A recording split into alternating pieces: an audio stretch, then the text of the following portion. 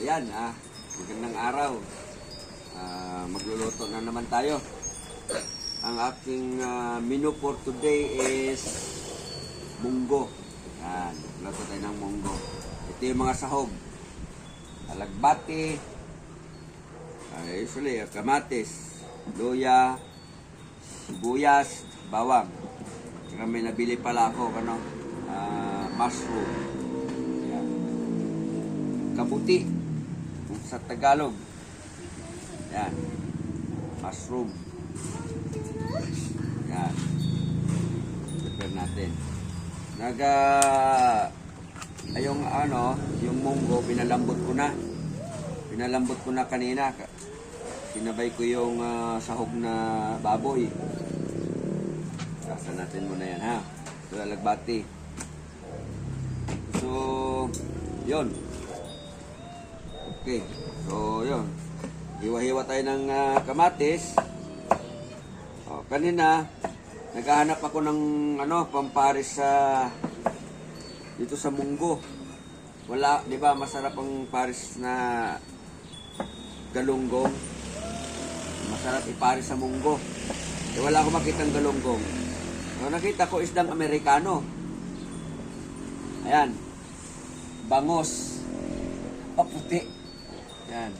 Alam niyo ba sa Amerika na may konting trivia lang ako sa Amerika, wala silang bangus. Kahit saan ka sa lugar ng Amerika pumunta, wala kang makikitang bangus. Milkfish. Joke yun joke. Milkfish tawag nila dyan. Ngayon alam nyo na. Ayan. So, yun lang naman, mga simpleng lutuin lang. So, ito, alagbati. Alagbati. Ewan ko kung ano sa Tagalog to. Ay, sa English, yung alagbati. Baka mayroong nakakaalam dyan. Message ka sa akin para sa sunod. Alam ko na kung yung tawag dyan sa English. Ito, alam ko to sa English, siyempre. Simpleng lang to eh. Tinuruan ako ng anak ko dito kung anong English dito. Onion white daw. Ipakita ko nga pala sa inyo yung munggo na pinalambot ko na kasabay yung Okay, liga.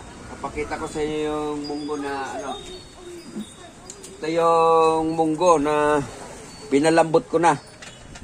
Yan. Yan, Yan. Yan mo, Ayan Yan mo. Yan, Yan yung munggo. At saka baboy. Pata yan, pata. So, kulang na lang yan. Yung aking ginisa na. Ito yung mga panghalo. Natin. So, ito, sibuyas. Wala tayong papares nga pala na galunggong. Pritong galunggong. So, mag-ihaw na lang ako ng bangus. Bangus, tsaka tilapia. Partner ko na lang sa sa tawag nito. Diyan, sa munggo nga. Bangus, tsaka tilapia.